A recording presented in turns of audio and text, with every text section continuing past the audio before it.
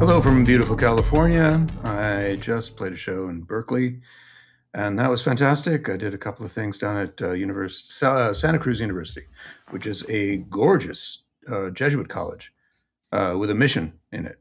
And yeah, it's been a really great time here. Ran into Al Gunn, somebody we both know, fascinating guy. I hope we can find a way to bring him on the pod. There's a lot of things to say about How so technology. fascinating? How is he fascinating? Yes. So last night we stayed up and talked a lot about the electronic freedom, electronic EFF? the EFF, the The Electronic Freedom Foundation. Yeah. Cory Doctorow is a member, a number of other people, and he's sort of like a digital activist. He's just kind of really interesting guy involved in a lot of things. Oh yeah, well that sounds wonderfully interesting. Yeah, actually, kind of right up our alley. But so we'll see if maybe we can bring him on as a guest. It'd be kind of fun. Okay. And I think we're live. I never know if we're live, but in theory we are. And let's see. I'm checking it now. No. Nope. Just didn't happen. Nope. Didn't happen. Ask your father. It lied. I'm not even trying this time. You can go ahead if you want to hook it up. No, I don't even want to anymore. It's like I do all the things and then it just doesn't work. So no, I don't. I no longer care. This relationship is over. It's not working between us. I'm done. I'm out. I'm finished. It's not me, it's you. Really, we have to schedule a meeting, you and me, and we go through this together when we don't have something to talk, when we're not trying to record a show. I know we'll be doing a series of lives on Patreon that mean nothing to anybody. And yeah, it'll be confusing. But maybe we'll get it working. We can't test going live without going live. Well, I just think it seems to cause you unhappiness. And so let us eliminate the source. Either A, let's not do it at all. Or B, if you want to continue doing it, let's set up a session, you and I together. Because what I can do is you can help set me up so I can be sort of the canary in the coal mine and test the live and make sure it's working correct. I can set up another computer here and masquerade as somebody else and do all that kind of stuff. And the problem is not going live in general. It's going live to Patreon. It's specifically going to that platform. That is the problem. Well, let us get another set of eyes. Let's sit together and let's look at it together, and let's figure it out. So there are some things in one's life that cannot be solved, but I have a feeling this one probably has a solution. Probably, there's probably something. And if we work together, we can knock it out. But something like that happened to me recently. What happened? Something just went away. Oh yeah, I at the risk of antagonizing you even further. Oh yes. I have a little studio, and I have some keyboards in it. And one of the keyboards I have is relatively ancient. It's an old Kurzweil, and the Kurzweil never came with something called a patch librarian, which is a piece of software that shows up on your screen, and it shows all the patches on the machine, and all you have to do is take your mouse and click on a patch, and it'll load that patch. Instead of you having to go to what? You told me this. You had AI run all the possible. Okay, I'm sorry. Patch combinations. I just said to AI, I said, look, I got a Kurzweil PC-1X. Write me a webmidi.js script so I can pick all the patches from 5 banks, and it went. And before, it went bam, here it is. I'm like, it's just like, I've struggled with this my entire life, like for 20 years. I tried to write something in Reactor. I've bought countless MIDI control devices, like little boxes with knobs on them and stuff like that. And they all suck. And then in 2 seconds, it did it. And so I'm an optimist. I think once you get another set of eyes on something. I hear you. And actually, Alan and I talked a lot last night about, that there are positive uses for the technology. I think one of the things that has to be defined is which of these items are a large language model? What are we actually calling AI? And what are we calling something else? regular algorithmic programming. I mean, for example, in Claude Code, there's a lot of algorithmic programming that's not AI. It's just instruction, meaning if-then clauses, right? And in a lot of cases, I think translation is done largely with the LLMs, and the chat stuff is done with the LLMs. And some of the image generation, the deepfakes, sometimes that's not being done with the LLM. So it's really hard to tell, what the companies tend to do, Anthropic, OpenAI, et cetera, is lump it all together and say, it's all this super genius that we're building. Right. But a lot of it's not included in that super genius. So, this is where the skepticism comes in. That doesn't mean that bug chasing or security testing on software that you create isn't really valuable. It really is, and it takes a lot of man hours to do. And if something can just kind of iterate through it really fast, then that's great. So you have that, and then what was the other? There was another good use that he brought up. Well, your MIDI thing, coding, just low level. Just that's the problem with coding right now, is that coding is just not.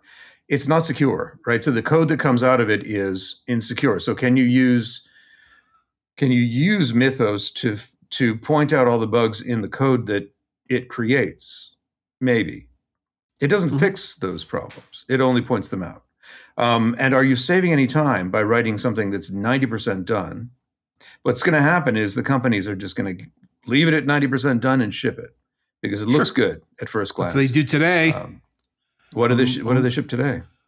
Well, I mean, I'm not going to name names, but I do college IT all day, and there's a lot of stuff where it's like, yeah, you guys really didn't think this through in any way whatsoever. They just and now they don't even tell you that they're changing the user interface, like literally. Oh. There may be some bulletin buried somewhere 5 levels deep in incomprehensible technicalese, but the net effect is that on Thursday, all of a sudden, like all your icons have moved around. It's like, what? Oh yeah, it happened to me too. Yeah, so and so did that. Yeah. Right. Yep. Right. It's sort of it's chaotic. I was trying to. I know there was one other use, but the problem is neither one of these uses, and nor including your Patch Bay, they're not $1 trillion a year company.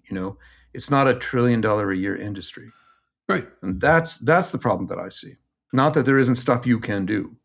There isn't anything valuable enough that you can do to justify the greatest expenditure since the moon landing. Yeah. Well, we'll see. The moon landing, I mean, it does. It will wash away a lot of things. I mean, one thing I saw immediately is like all this nonsense of learning how to do the VLOOKUP function in Microsoft Excel. I'm sure I'm repeating myself, but all that arcane skill you needed in Microsoft Excel, or all the arcane skill you needed to really do good stuff in Word, that's all out the window now.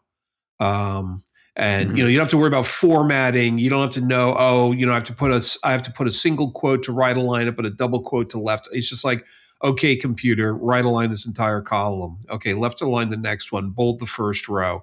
You can now talk to the machine and it'll just do that stuff. So all that intermediary skill set and you know what? 60 years we weren't doing that. And in 60 days, we won't be doing it anymore. It's just one of those ephemeral phenomena. It'll be gone. Right. I guess I'm just saying. I'm not making an argument. I'm just pointing out that I'm just pointing out examples because it can be good for research, right? But then, just like the code, it's going to get something wrong in there, and then you're going to write your book with something that it made up. And that comes back on you. The bad code comes back on you. We haven't really seen the ramifications of what the failures are. And at that point, you have to kind of evaluate, well, okay, but it cost me. It's like do it once or do it over. It's cheaper to actually do it right the first time. And there's so much that isn't going to get done right the first time that's going to cost a lot of money to do over with human beings, that people are going to wonder what they're spending their money for. So, and these are really expensive programs. So, yeah. Well, I have a feeling that all the things we're talking about are things that nobody gives a flying rat's ass about. I keep going. I mean, the thing I keep going back to is Borges' story, "The Lottery in Babylon," and I think I've been through about that many a time. But it's that I thought a thing lot where about that though since the last time you mentioned it. Is that and actually, interestingly, it ties in with one of the movies that we watched this past week. This notion of people kind of going around and moving a teacup, 30 inches to the right because they're told they have to, right, because it's the lottery has calculated that this is what's necessary for the preservation of the future. Yeah. If you are worried about averting some, like you sent me that video about the guy who went back in time and killed the guy who wrong.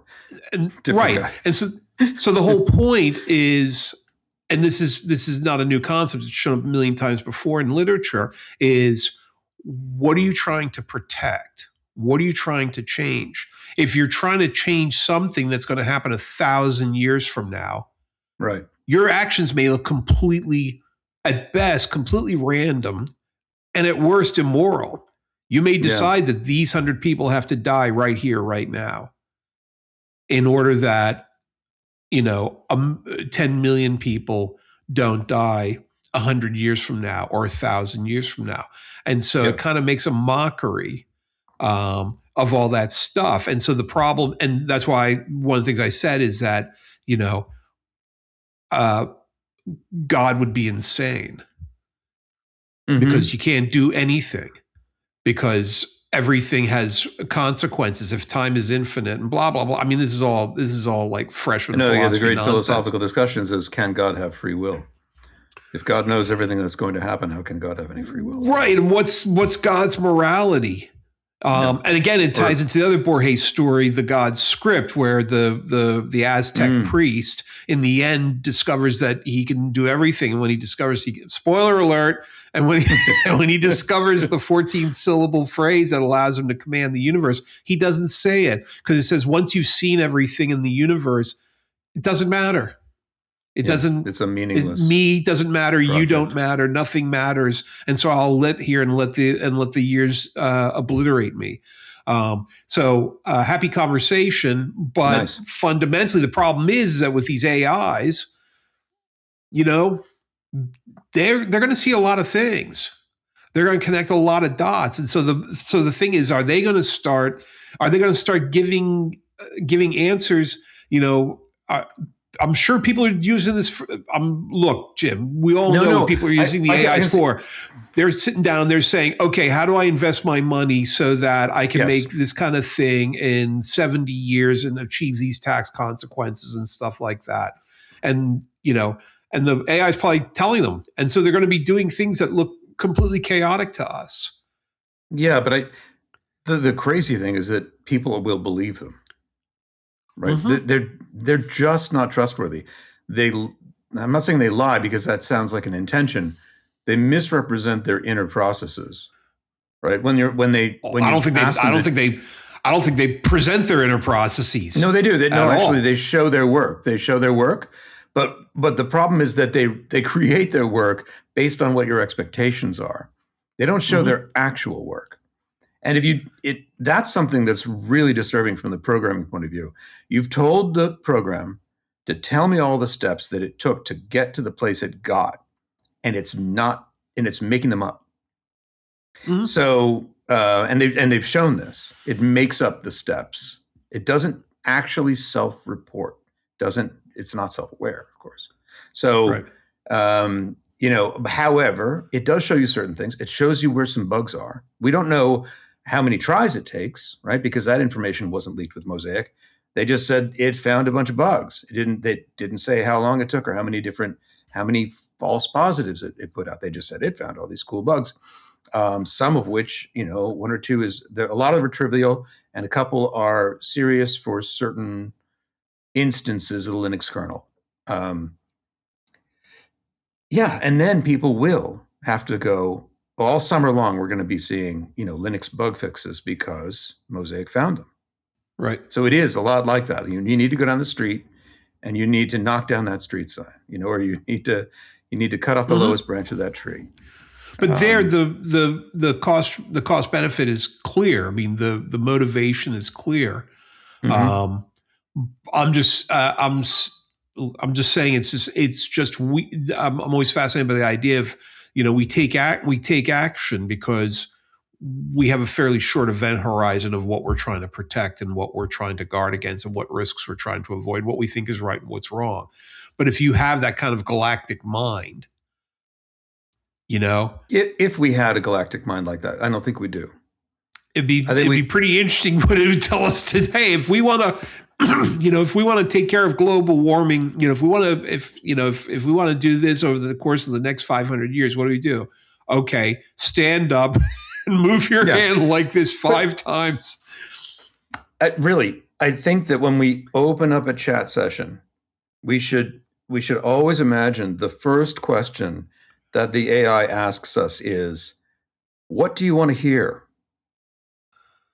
Because they're very influenced by the way you phrase things, and they come up with likely answers to your questions. They're reformulating the questions that you ask. So they're always presenting you something that you want to hear. There's a guy who's testing them constantly. He's very funny on TikTok, a guy named Husk. You can go and see him. And he talks to his AI all the time and he records it. And he says things like, why are there 7 E's in the word 13? And the AI comes up with a reason. There are 7 E's in the word 13.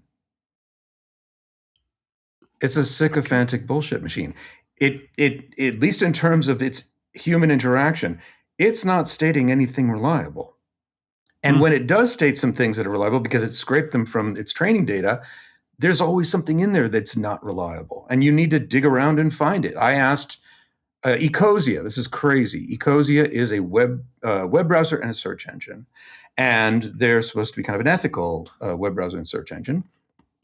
And if you do enough searches and you read enough ads, then they plant trees, right? So you're planting trees with all your searches. That sounds really great, right?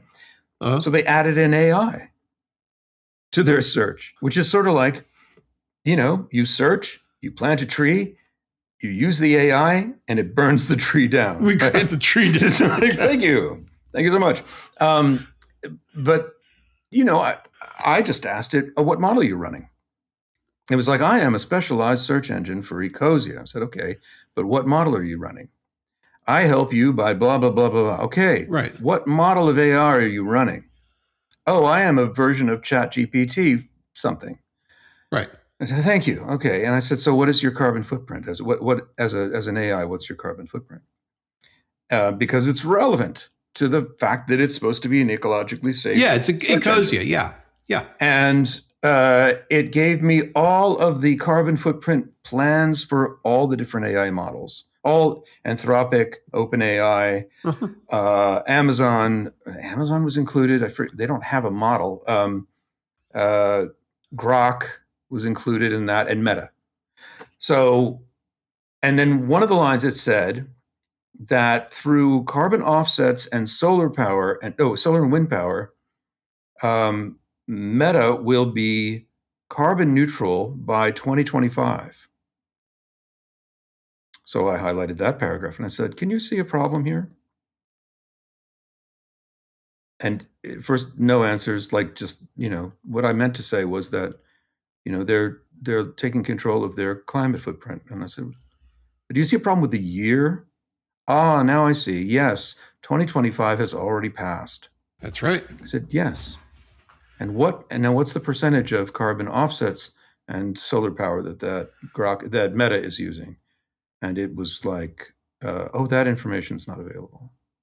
I'm sure it's something like a greater amount of solar power and less amount of carbon offsets. Right. You sure? Show me can you show me the site? I mean, usually when you ask these AIs, they list the pages where they got the stuff off, they got the things from. It may have, but I was just trying to get answers directly from it. And it was sketch. I mean, that doesn't build any confidence for me. Yeah. And the problem is it generated well formatted, beautiful text and Right. lots of it. Lots of it. Mhm. What we Yep. want here is text and lots of it, right? Well, Because you look at that and you're like, oh, it knows what it's talking about. Holy crap, And then you we look, went through that already. Anybody can have a website. yeah, that's Anybody true. can have a website. Yeah, the New York Times' website is the same size vertically and the same size horizontally as my website. They both have, and we have the same font. We can use the same fonts and the same colors and everything like that. So and that's really the key. That's the key problem. Yeah. Is that it's really hard to put together, the multi-million-dollar printing presses and the huge staffs of writers and all the truck drivers and the fleet of trucks to deliver the paper newspapers and things like that. But a website, who knows? Maybe it took $1 million to put together, and maybe it took, $5. Anyway, we should probably talk about movies. We should. We watched 2 movies. You actually watched 2 movies and read a book, right? Yep, I did. Overachiever. Making me look bad. It's a short book. Okay. It's a short book. We're going to be talking about Solaris and Stalker by, is it Adrian Tarkovsky? Andre. No. Andre Tarkovsky. Yep. Russian director in the Soviet Union. Not an easy job. And my understanding was that Solaris was made sort of as a counterpoint to 2001: A Space Odyssey. And it came out afterwards.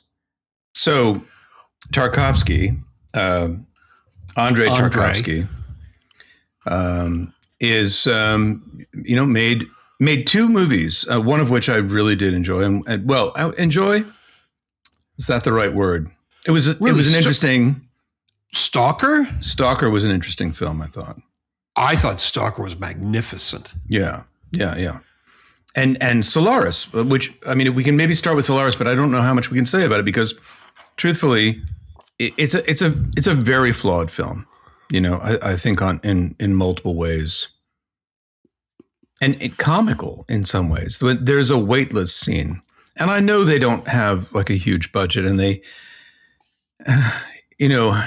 couldn't take the set up in the Vomit Comet and do a giant arc in the sky or anything. I understand they were suspended on some something stiff, and they're floating in that room, and the camera pans away from them, and you see a glass of wine sitting on the table. That was unnecessary.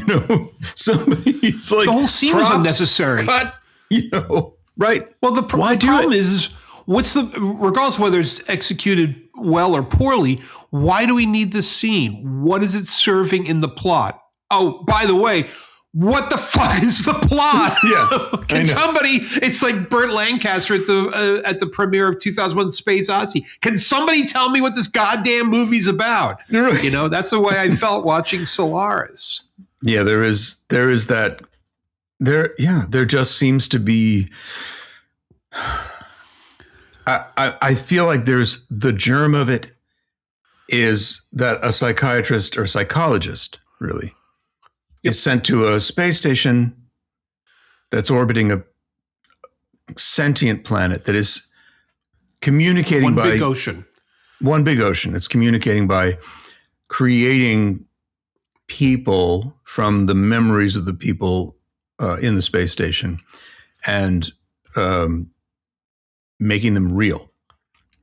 And it's driving people crazy. They're real. I mean, they're made of, I forgot what the explanation was. It was kind of, they're made of neutrinos or something like that. Yeah. Again, I mean, I think I wrote it down in my notes here. It's like, who cares? Right. And also, that doesn't work. Well, yeah. First off the bat, the people, it just makes it sciencey. Yeah. And it's like, but the other thing is, there's an observation station orbiting a planet called Solaris, which is one big ocean. And the theory is that it's one sentient being, and they've been trying to communicate with this thing for a long time, and they've gone nowhere. So they decide to bombard it with heavy radiation, and then Solaris started manifesting these people who come from the mines. But interestingly enough, so, for example, the people have memories of things that happened after they died. Yes, So that's right. it's even weirder than that. And that's kind of interesting. But it's like, okay, yeah, and next, where are we going with this? And the Right. answer is you're not really going anywhere. And fortunately, I read another book by Lem called Fiasco, which I believe we've talked about before. And Fiasco, I think, was a later book, and it's sort of like it's sort of like Solaris with the claws out. It's a much more dark book and much more grim, where a bunch of people go to make the first contact with an extraterrestrial civilization. And spoiler alert, they basically set about like blowing the planet up because they're so pissed off that the extraterrestrial civilization will simply not talk to them. Oh, wow.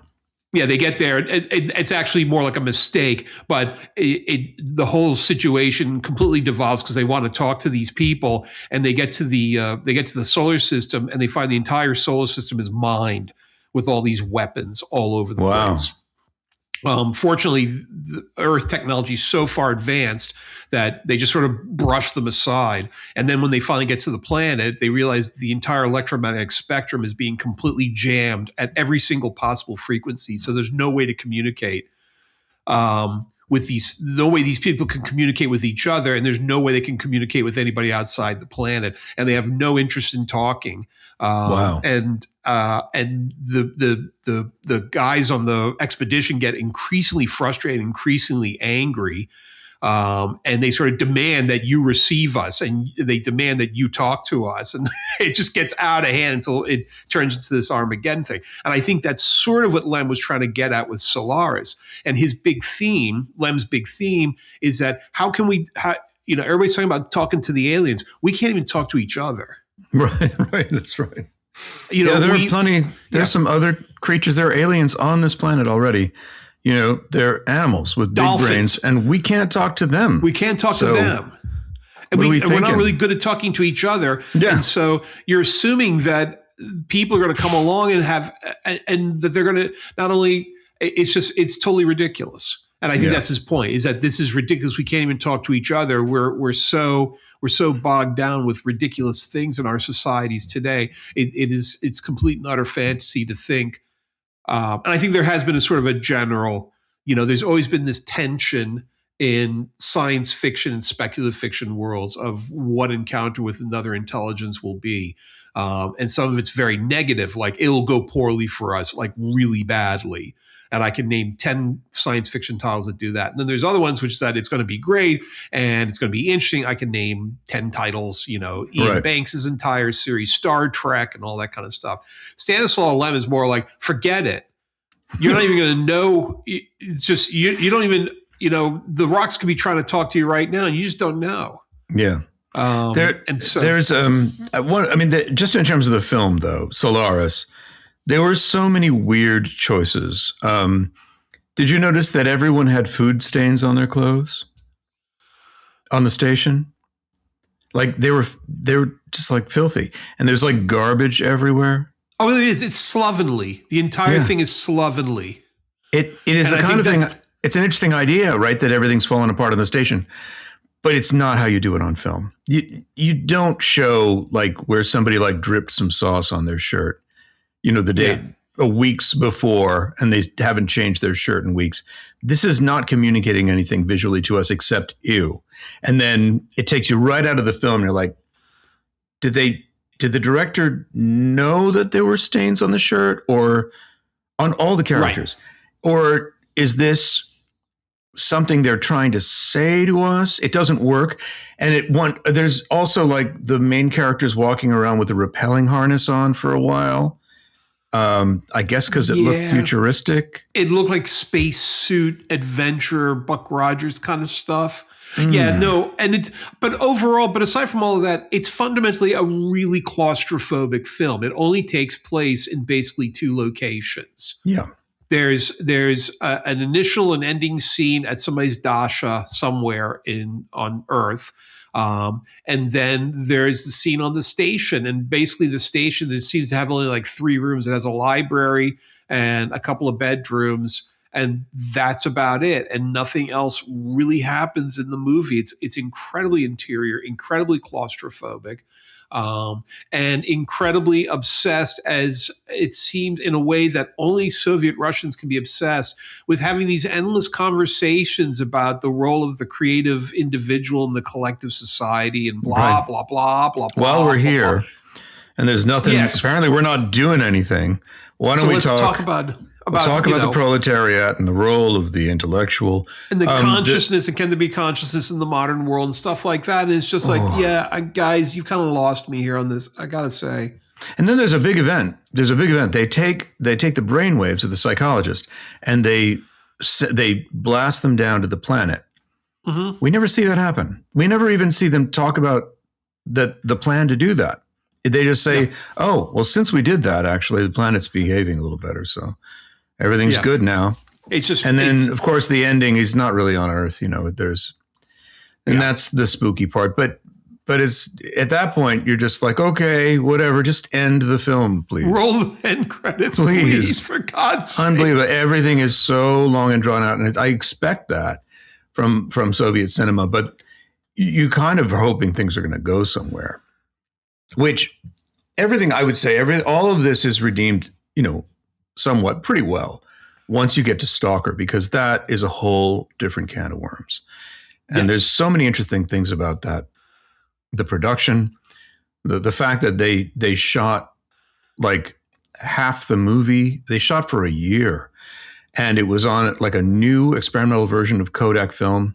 Yep. And it didn't develop. Right. And or something happened. It's very murky what happened, and I've watched a lot of interviews, but they threw it out. Long story short, they had to toss it all, and it was burned through half their budget. It was also said that it was the Soviet Union basically saw what they were doing and they destroyed it.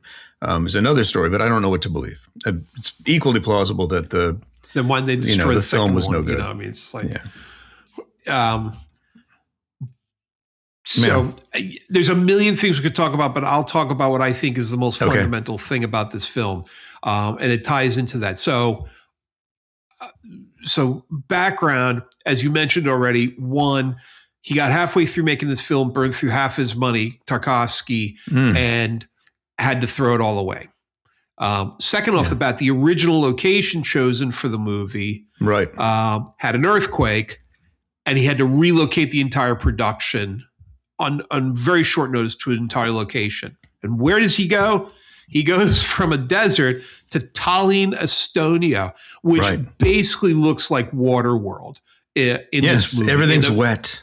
Everything is magnificent. Everything is like post-deluge. But anyway, I digress. So, and the cinematography, I just want to say, it's really great. Fantastic.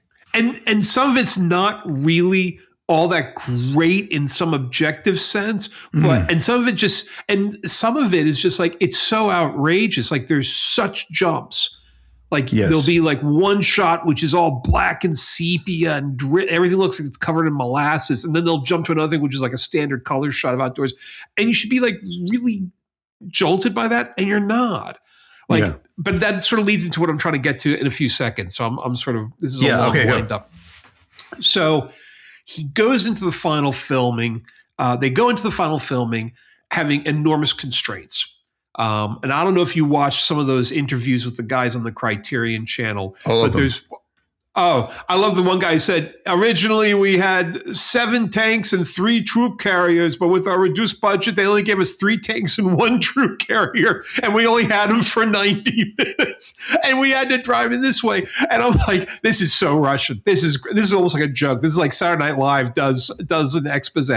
But you admire them. It's easy to laugh and it's easy to make stupid ass jokes, but you admire them. But the key thing is that they were operating with enormous constraints. And he's behind by 2 years now. He's lost 2 years on this project. He's way behind on the entire thing. And the most important and the key thing they said that he did was when he came back to the rewrite, he had changed the character of the Stalker, which is hugely important. And because I read the book. And in the book, the stalker is a hustler. Now he's got a moral core, and it's very much about the stalker and his life and his regret and his self-criticism and his reflections on the morality of mankind. And it's really a heartrending book in a lot of ways. It's this guy is a hustler, but he's more like a survivor. He's more like a guy who's just trying to make his way through the world. But it's much more almost like a noir book in a way, like the tough guy on the streets, who's got a bit of a heart to him, but it's basically just about hustlers and tough guys talking tough to each other. And that's not the Stalker you get in Stalker at all. And so he's a believer. He's a kind of he's described by some of the commentaries as a religious zealot. A holy fool. Holy fool. And what an actor. I can't remember his name. What opening what a shot face. Of his face on the pillow with his dog. When they show that opening shot where they pan from his wife asleep to the daughter to his face, he looks like Max von Sydow looks like in The Seventh Seal, but cranked up to 11. His face has just this otherworldly, like you're wondering, like, is that a plaster cast of his face? It's just, I can't say enough about it. Everything about it, and a shock of white hair on one side. Right. And so the point I'm trying to get at is there's a point at which you're watching the film, like, I watched the guy Dyer, the British guy who I really liked, and he's talking a lot about it, and he's a fanboy. And that's good. I'm a fanboy too. And he's talking, and he shows the scene where they're walking across the field. There's one scene where they're walking across the field towards the house, or they're walking across the field to the 3 tanks. And you look at those scenes after you've seen the movie, and your heart starts beating, and you're just immediately in there. And then your mind says, it's 3 guys walking through a field. Why is this so tense? And that's the amazing thing about Stalker, is that nothing ever happens. Yeah. It's a suspense film where nothing ever happens, but it's still incredibly as he said, it's got a car chase. That's right. It's got but the amazing, if I had to boil down what I'm trying to get at here, it's amazing how much they did with so little. And it's really, in every sense of the word, not because they didn't have enough materials, but it's so spare. Yeah. It's just it's a landscape. It's a series of buildings. It's great actors, fabulous sound design. Yes. Well, yes, it's the same. Fabulous sound design. And his whole process was really designed specifically for Tarkovsky. So there was his discussion of this was really interesting too. Yeah, the composer. But the key thing is that it's amazing. It's like the thing that we've talked about before is that, a person can take 2 cutouts of a piece of paper and start telling a story. And take some string and a ball of yarn and a couple of pieces of paper and completely suck you in. It's not IMAX. It's not 1,000 computers at in Industrial Light and Magic. It's just a person sitting there with maybe a puppet, and or somebody takes a piece of paper and a pencil and draws a whole world in front of you. And I think what they're trying to talk about, and I think it's very self-reflexive about the movie. That's what I'm trying to get to, is that I think the movie is very much about the movie, which is that you have to believe. That's right. He says that. You have to have this faith, and you have to believe, in the possible and all that kind of stuff, because all that's here is just water and filth and rocks. But, what he does as a holy fool is he creates, don't go there. You'll die if you go there. And nobody ever dies. No. Nobody ever dies. People hear a voice. One of the characters hears a voice. Right. And of course, going through because the names are so menacing. I forgot what they called that tunnel, had a specific name. The grinder. It's the meat grinder. The grinder, yeah. The meat grinder. It's in the book. It's in the book. Yeah. But I'm really fascinated by this whole idea of you just make something up. It's fiction. You create, it's sort of like that Laurie Anderson thing, close your eyes, it's your favorite party and all your best friends are there. And she goes on and on. She says, now open your eyes. Right. And part of that whole exercise is to make you aware that The mind is its own place and can make a hell of heaven and a heaven of hell. And the Right. great thing is you don't need 7 tanks and 2 troop carriers. You don't need the Imperial battle cruiser looming over the horizon. You just need a bunch of really bizarre looking guys riding on a railroad maintenance car going clack, clack, clack, clack. That is and such an it's a astounding great scene. And You're why? just there I with don't even them. know why. It's just an astounding scene. Nothing's happening. Nothing's happening. And this is actually the wonderful thing about this film is it takes that kind of Soviet style filmmaking, very, very slow film, and yet And it works. Everything works. Everything is exciting, and there's so much anticipation of something, and they're not using any special effects whatsoever until the very last scene of the film, and then very minimal. And yeah, I mean, Stalker himself, the character of Stalker, builds the dread. And you never know whether he's just making it up for it to be exciting. And if the room that they're going to go into would do anything. Or if he's just psyching them out. He's got them hypnotized in some way. Yeah. It's magical. It really is, because it's built on such gossamer. I mean, there's not a lot there. What he does have is he has a magnificent location.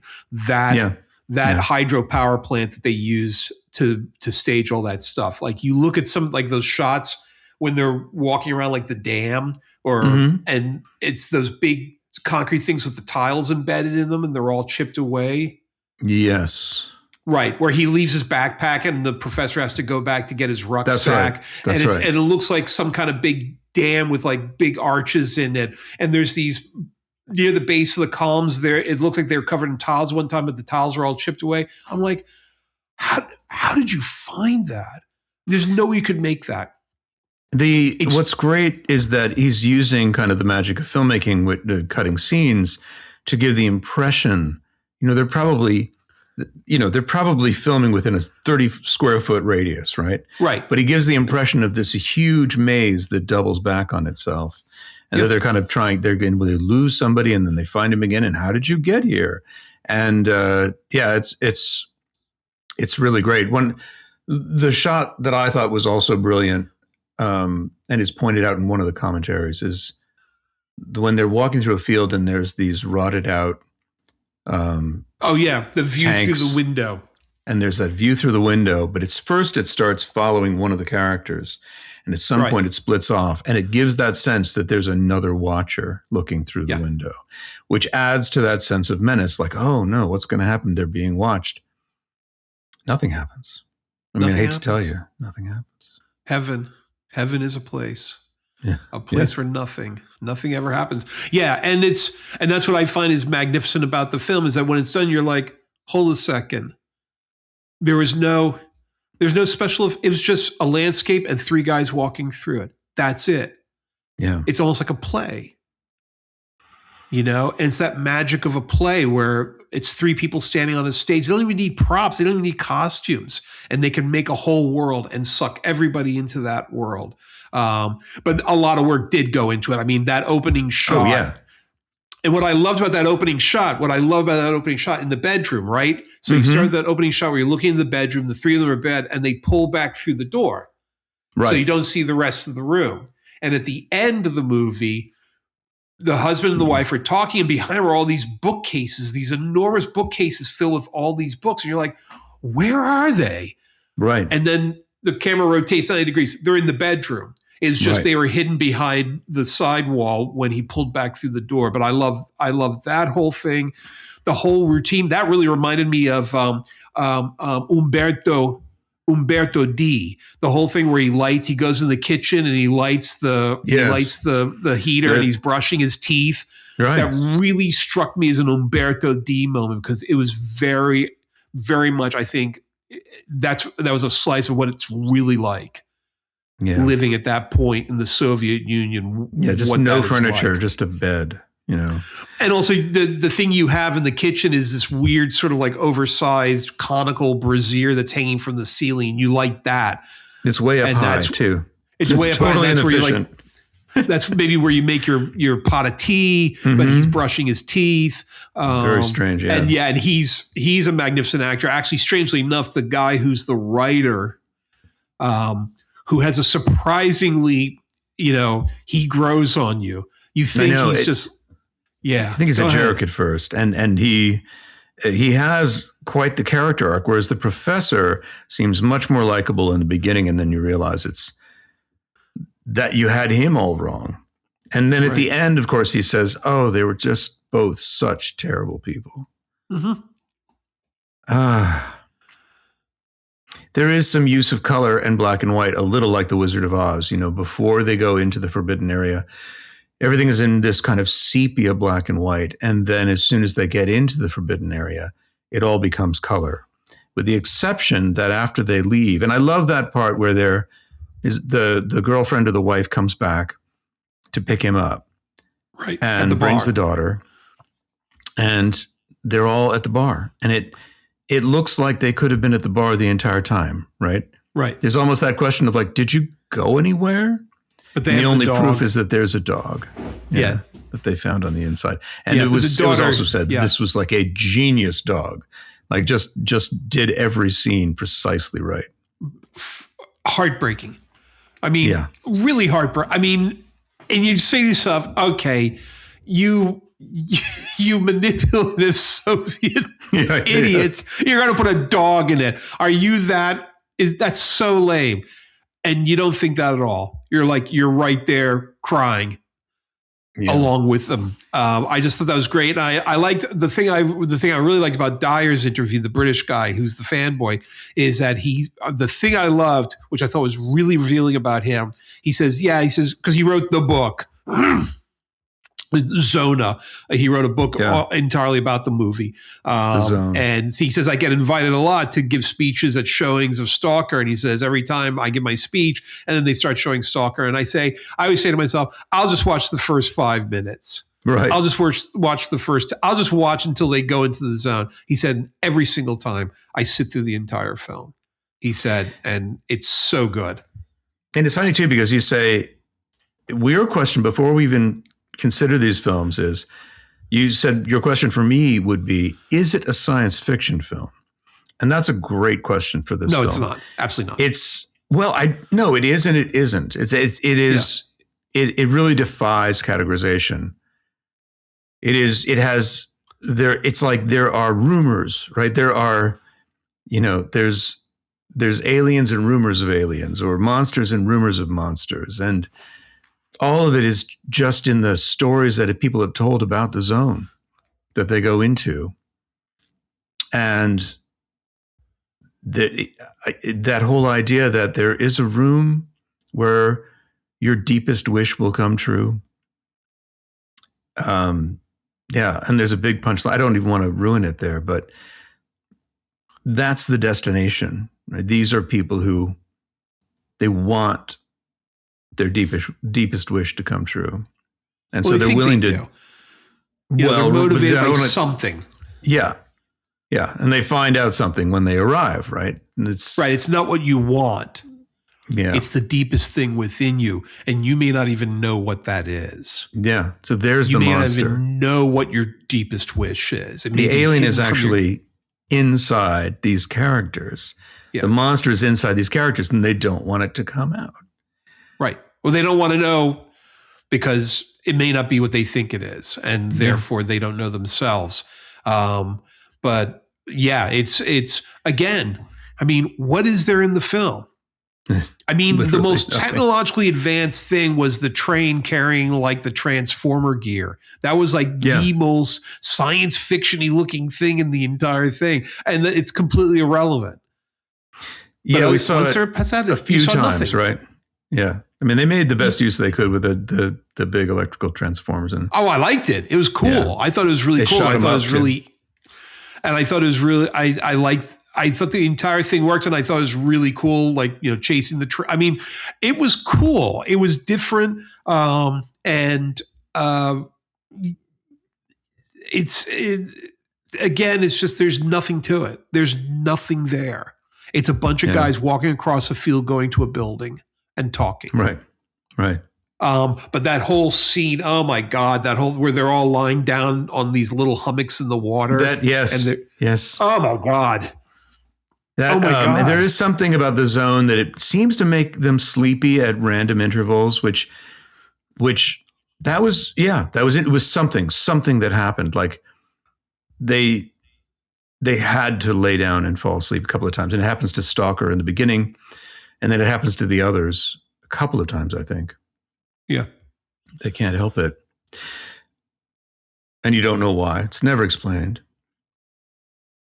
It's like the guys who made Lost must have seen Stalker like 5 or 6 times, because it just has that feel of the same. You probably haven't seen the TV show Lost. I've seen like 1 or 2 episodes, but I haven't. You suppose you got to read. You got to watch like 100 episodes to get like into it. Yeah, it also doesn't based on fulfill Myst, any of by its the way. promises. I think we've talked about that already. Yes, you're right. Myst. Yeah, the game of Myst. They acknowledged. I mean, the guys who made it said, yeah. Oh, they did. They built it on Myst. Well, there's one of their primary. That's why it's called Lost and LOST, MYST, and it's on an island, and you can travel through portals to other islands and things like that. Anyway, I'm sorry, I interrupted, but you said the guys who made Lost definitely saw Solaris because I would have thought. I would have thought that they saw Stalker because it just has sort of a similar Stalker. Yeah, I'm sorry, yeah, Stalker. Yeah. The building is a huge part of the cast. And also I was trying to remember when we talked about Nat's sound design. I remember it was Tokyo Story. Mm-hmm. Like we talked about how natural sound is used very sparingly in Tokyo Story, but it's really telling. The fan, there's one point where there's like an electric fan going, and the fact that you can hear it is amazing because Tokyo Story is so quiet. It's so silent most of the time. So you know that when you're hearing this fan, somebody meant you to hear it. And that whole thing where in Stalker, when the writer's walking down the meat grinder, I mean, every single footstep, you can hear every single pebble and every piece of glass breaking underneath his feet. Yeah. And you're thinking, landmines? What's in here?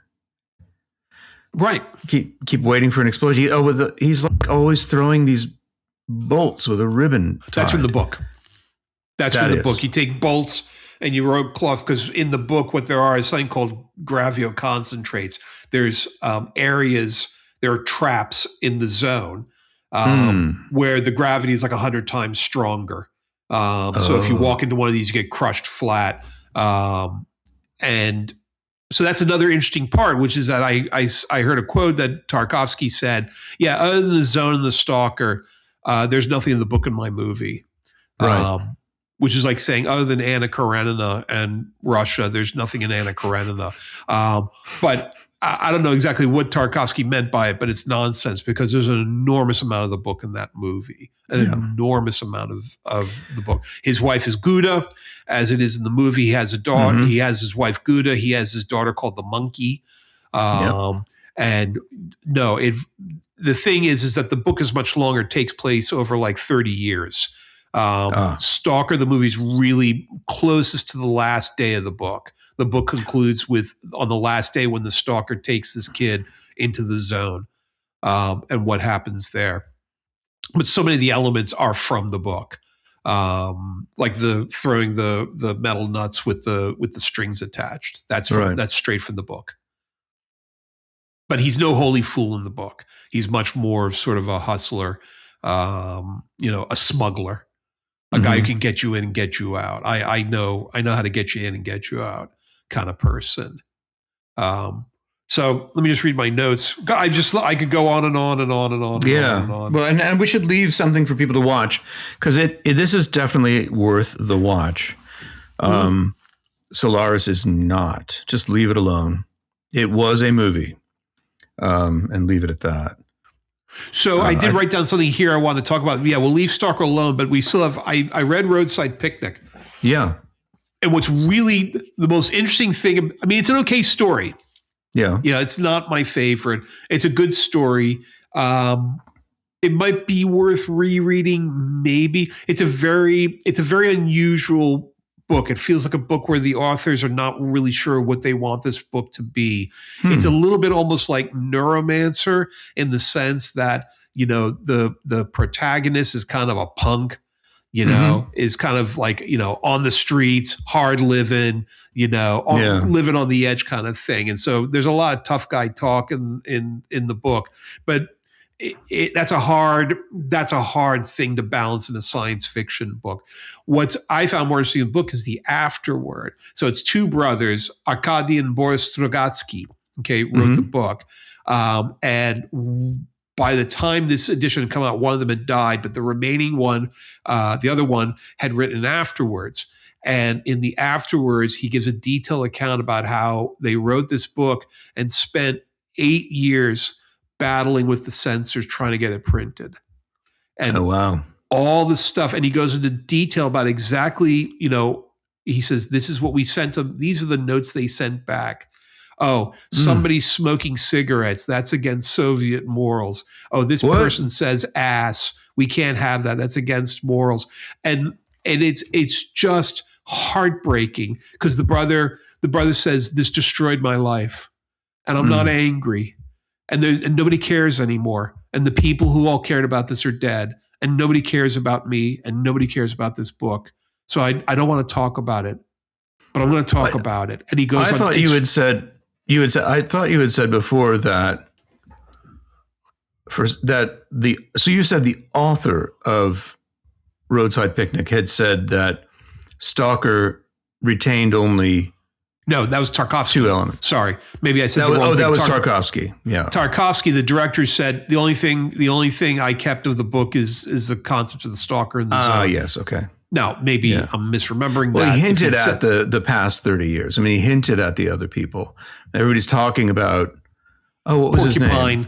Porcupine. In the book, I think what they're talking, that's based upon something called Vulture something or other, is the guy becomes famously wealthy. It's complicated, but no, is Tarkovsky, who said my movie has nothing from the book except the stalker and the zone, which is if that's a true statement, I don't believe it. But again, the brothers who wrote the book's interesting, but what's much more interesting and sort of helps you kind of understand like where movies like Solaris come from, because these guys are working under such incredible, constraints. What can they say? What can they not say? No, it's so true. They have to dance around these censors left and right. But the afterward is really fascinating because it's a real blow by blow of this guy basically wasting a better part of his life trying to get past censors to get this book published. It actually wasn't just this book. They had an anthology of 3 stories. This was one of 3 stories, and it was going to be called, I forget the name now. It was going to be called something, and they wanted to release it. And they wrote the whole thing, and everybody said, yeah, we love it. It's fabulous. And then bam, it ran head onto the censors, and I don't know if it ever got published at all. This did. This particular novelette or whatever it is. So that's that. And then the other thing is, on a slightly lighter note, a couple of nights ago, I watched Mission Impossible: The Final Reckoning. Oh, no. Isn't that a 2-part film? It was. I watched the first part, which is called Dead Reckoning, for those of us who are keeping track of this thing. And the second part. Because it has the word reckoning in it. You've got a future in the movies, my friend. And the second one's called Dead Reckoning. We don't care what it means. Yeah. Which opened to unanimous hatred and criticism. Oh, man. And I love these films. I love Mission Impossible. Because there is no estimation, there's no anticipation of anything of any value in these films. They're like Marvel films. They're just ridiculous. They're irresponsible, irrelevant, and they're great. And they're really good at doing whiz bang stuff and keeping the music gets louder and louder and louder and louder, and the plot goes faster, and everything like that. And and it was great. I had a lot of fun. So, well, I mean, I can't begrudge you it because I went on a whole John Wick, tangent myself, and there's nothing. There's nothing in those. It's just violence. It's just constant violence. Yeah. It's constant violence, and it's Keanu Reeves going like, yeah, that's it. Take cut. Can we do that one more time? No.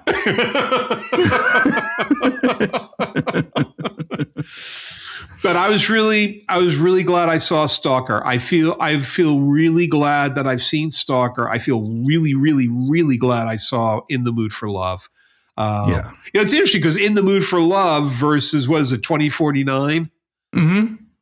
Yeah, I mean, 2049 is not as bad as Solaris, but 2049 was definitely to my heart a lesser movie, more incomprehensible, more science fictiony, but really not doing anything. Not really. I'm really glad I saw Tokyo Story.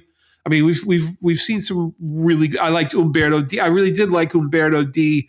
and Shoeshine, although they're kind of grueling. They're a bit of a trek to watch, but I thought they were really, really good. You need to take some happy pills when you finish watching those. Yeah.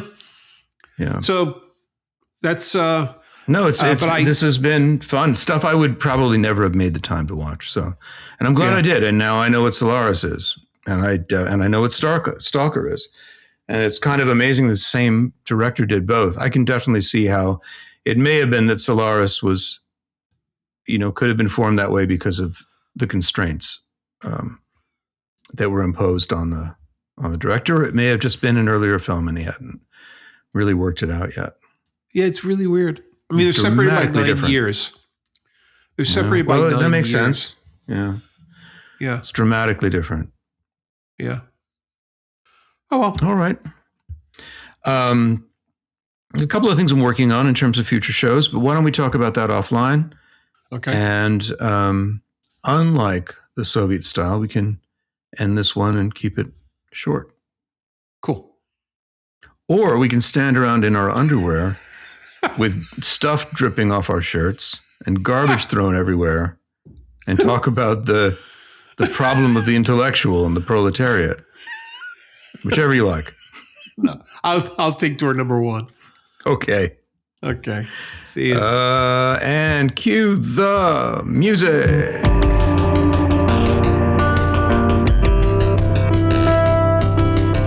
Funny Not Funny is produced by Jim Infantino at Slab Media in Boston. Jim Infantino and Lionel Casson are the co-hosts. Our website is funnynotfunny.net.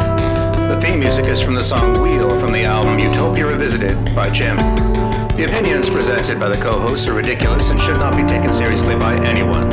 Our intended audience is literally nobody. If you're listening to this podcast, you should probably pause to reflect on other choices you've recently made.